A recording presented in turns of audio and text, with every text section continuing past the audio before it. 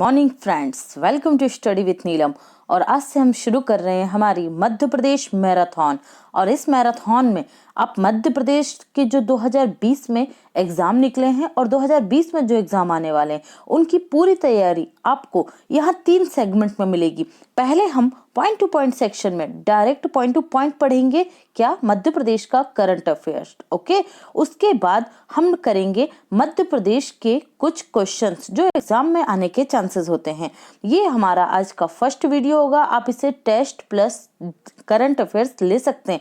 जो कल से और आएगा तो उसमें और चेंजेस होंगे। उसमें चेंजेस होगा, पहले पॉइंट टू पॉइंट सेक्शन में आपके करंट अफेयर्स होंगे। इसमें 2020-21 के पूरे पॉइंट आपको इंक्लूड किए जाएंगे, प्लस इसके साथ ही आपको मध्य प्रदेश जीके मिलेगा। ओके, मध्य प्रदेश जीके में वो जीके होगा यहाँ पर जो नेशनल इंटरनेशनल किसी भी लेवल का होता है, ठीक है, लेकिन वो एमपी का पार्ट बनता है। और सबसे ज्यादा इंपॉर्टेंट एमपी का जीके के साथ एमपी स्पोर्ट्स, क्योंकि इससे क्वेश्चन बहुत ज्यादा बनते हैं। तो यहाँ पर आपको मिलने वाला है एक पूरा फुल डोज जो होगा मध्य प्रदेश से रिलेटेड। और अगर आप एमपी के स्टेट की एग्जाम की तैयारी कर रहे हैं तो आपको हमारा वीडियो देखना बहुत ही ज्यादा हेल्पफुल रहेगा। तो कंटिन्यू अपना सपोर्ट बनाए रखिए और इस न्यू सीरीज को आप जितना सपोर्ट देंगे हम उतने ज्यादा उत्साहित होंगे आपके लिए और अच्छे तरीके से कंटेंट प्रोवाइड करने के लिए। ओके फ्रेंड्स, तो चलिए शुरू करते हैं मध्य प्रदेश जी के पॉइंट टू पॉइंट। इससे पहले हम देखेंगे जो मध्य प्रदेश संघ लोक सेवा आयोग है, ओके, पीएससी ने वर्ष 2021 का अपना कैलेंडर जारी कर दिया है। और जो स्टूडेंट एमपीपीएससी की तैयारी कर रहे हैं या जो स्टूडेंट एमपी फॉरेस्ट की तैयारी कर रहे हैं, फॉरेस्ट सर्विस की, और या फिर जो इंजीनियरिंग की तैयारी कर रहे हैं स्टेट लेवल की, तो उनकी जो वैकेंसी है वो आ गई है, वो कैलेंडर आ गया है। और यहाँ पर बहुत अच्छी बात है कि 2021 में आपके लिए 2 बार आएगी क्या एमपीपीएससी का एग्जाम जो स्टेट लेवल का है। एक तो आ गया है आपका 2019 वाला जिसका रिजल्ट आ गया है प्री का, ओके, और इसका मेंस होगा जून जुलाई 2021 में। जिनका निकल गया है कांग्रेचुलेशंस, जिनका नहीं निकला वो एक बार फिर से अपनी कमर कस ले और वो तैयार हो जाए। मध्य प्रदेश पीएससी ये हो गया आपका प्री, दिसंबर में इसका नोटिफिकेशन आ चुका है। 11 अप्रैल को आपके प्री का एग्जाम होगा, तो इसे बहुत अच्छे से करना। ये 21 में जरूर आई है लेकिन 2020 की वैकेंसी है, ओके। और फिर आपकी प्रारंभिक परीक्षा का परिणाम मई में आएगा, फिर अगस्त में होगी आपकी मुख्य परीक्षा मतलब मेंस होगा, अक्टूबर में रिजल्ट आ जाएगा मेंस का, और साक्षरता कार्य आपका इंटरव्यू होगा नवंबर दिसंबर 2021 में, और आप ट्रेनिंग पर जाएंगे दिसंबर 2021 में। ये हो गई एक वैकेंसी आपकी। और फिर दूसरी आएगी आपकी जो स्टेट की वापस से है, क्या आपकी पीएससी, ओके। तो ये होगी आपकी फिर से कब, आपके जून 2021 में फिर प्री आ जाएगा आपका। जिन लोगों का प्रारंभिक परीक्षा हो जाएगी उसके जस्ट बाद फिर आपको 2021 की प्री देनी है। तो ये बहुत ही अच्छी बात है कि आपको 2 लगातार अपॉर्चुनिटीज मिल रही हैं। मैं यही कहूंगी कि आप चाहे मध्य प्रदेश वन सेवा की तैयारी कर रहे हो या राज्य सेवा की तैयारी कर रहे हो या फिर इंजीनियर्स की कर रहे हो, ठीक है, आपके लिए दंत चिकित्सा मेडिकल फील्ड के जो लोग हैं आपके लिए संभावनाएं अपार आ चुकी हैं। अब आपको क्या करना है, मैं मानती हूँ आप लोग पोस्ट देखकर घबरा जाते हैं कि कम पोस्ट है, लेकिन हमें नहीं घबराना है। हमें देखना है कि हमारे पास जो अपॉर्चुनिटीज हैं और अगर उनके लिए हमारे रास्ते में बहुत सारी हर्डल्स हैं, हर्डल्स मतलब बहुत सारी बाधाएं हैं, तो हमें उन्हें पार करना ही है। क्योंकि भाई देखिए, बेरोजगार के पास कुछ नहीं होता, सिर्फ और सिर्फ तैयारी होती है, और वो जितनी अच्छी तैयारी करेगा उतने अच्छे से उसके नाम के आगे से ये बेरोजगार हट जाएगा। तो चलिए इसी बेरोजगारी शब्द को अपने नाम से आगे हटाने के लिए हम करते हैं अपनी तैयारी को और भी ज्यादा शार्प, और शुरू करते हैं आज से हमारा टारगेट और एमपी मैराथन। तो हम करंट अफेयर्स में देखेंगे डायरेक्ट पॉइंट टू पॉइंट मध्य प्रदेश करंट अफेयर्स जनवरी फर्स्ट वीक। यहाँ पर जनवरी फर्स्ट वीक का मतलब है 27 दिसंबर से लेके 2 जनवरी तक का जो करंट अफेयर्स है वो इसमें इंक्लूड किया गया है। तो पहला पॉइंट है जमुना देवी तितली अभ्यारण्य किस जिले में है, तो ये धार जिले में प्रस्तावित है। जमुना देवी ये मध्य प्रदेश में विपक्ष की पहली महिला थी, किस पार्टी से थी, कांग्रेस पार्टी से थी, ठीक है, धार जिले में प्रस्तावित है। प्रदेश का पहला तितली पार्क कहाँ बना था, तो ये रायसेन रातापानी में बना था, जबकि दूसरा तितली पार्क राला मंडल इंदौर में बना है। मध्य प्रदेश का प्रथम पिंक स्टेशन किसे कहा जाता है? तो मदन महल रेलवे स्टेशन जबलपुर को कहा जाता है। फेमिना मिस मध्य प्रदेश कौन है? तो सुश्री रुद्रप्रिया यादव है, और यह भी चर्चा में इसलिए रही थी क्योंकि मुख्यमंत्री शिवराज सिंह चौहान से इन्होंने मीटिंग की और उसमें इन्होंने जो अभी तक के जितने भी अवार्ड्स वगैरह से जो राशि जीती है रुद्रप्रिया यादव ने, इन्होंने वो कैंसर पीड़ित बच्चों के लिए दान कर दी है। हाल ही में मध्य प्रदेश के जल संसाधन मंत्री कौन बने? तुलसी सिलावट बन गए। मोस्ट इंपॉर्टेंट है, इमरती देवी के बाद जाने के बाद क्या हुआ है? 2 नए मंत्री बने हैं जिन्होंने उपचुनाव जीते थे। ओके, तो तुलसी सिलावट क्या बन गए? जल संसाधन मंत्री बन गए हैं। ओके, और परिवहन मंत्री कौन बने मध्य प्रदेश के? तो परिवहन और राजस्व विभाग मिला है गोविंद सिंह राजपूत को। तो आपको याद रखना है, अभी 2 नए बने, जल संसाधन मंत्री तुलसी सिलावट और परिवहन और राजस्व विभाग के मंत्री हैं गोविंद सिंह। मध्य प्रदेश के 29वें, याद रखिएगा क्रम जो है क्या है, 29वें क्रम के मुख्य न्यायाधीश कौन बन गए? मोहम्मद रफीक बन गए हैं। ओके, किन्होंने शपथ दिलाई है? तो राज्यपाल ही शपथ दिलाते हैं। तो कौन है राज्यपाल? आनंदीबेन पटेल। अब इनसे 2 पॉइंट आपको याद रखना है।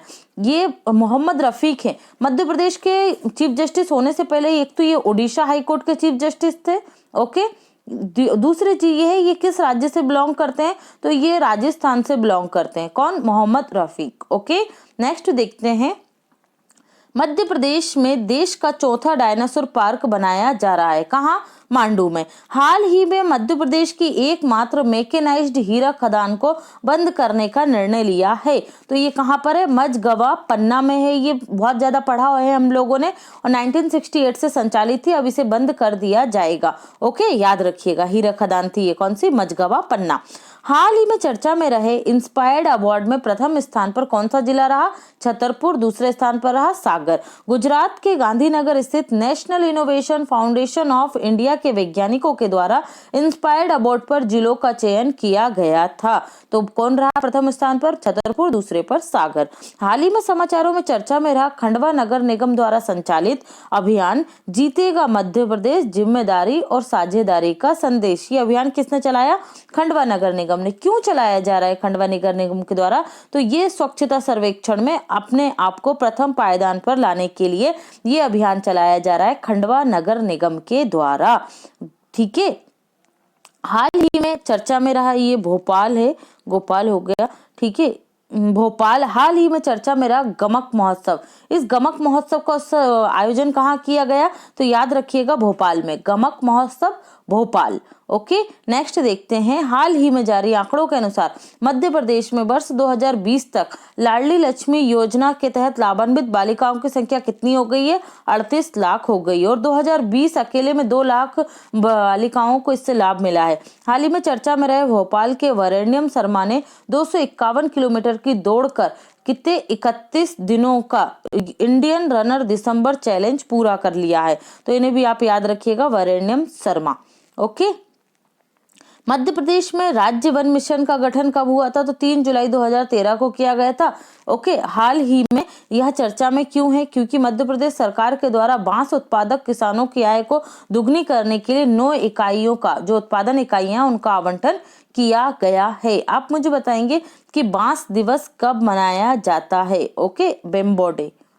नेक्स्ट, अगर आप स्टडी विद नीलम चैनल में पहली बार आए तो फटाफट से हमारे चैनल को सब्सक्राइब कर लीजिएगा और कमेंट सेक्शन में हमें बताइएगा कि आपको ये सीरीज कैसी लगी। हाँ, एक और चीज आपको बता देते हैं कि कल से टॉपिक वाइज इसमें क्या किया जाएगा, आपको पूरा पहले क्लियर किया जाया करेगा।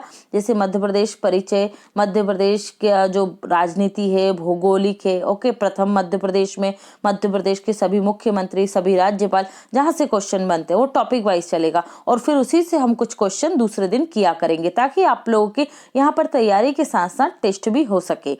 तो चलिए देख लेते हैं कुछ इंपॉर्टेंट क्वेश्चंस।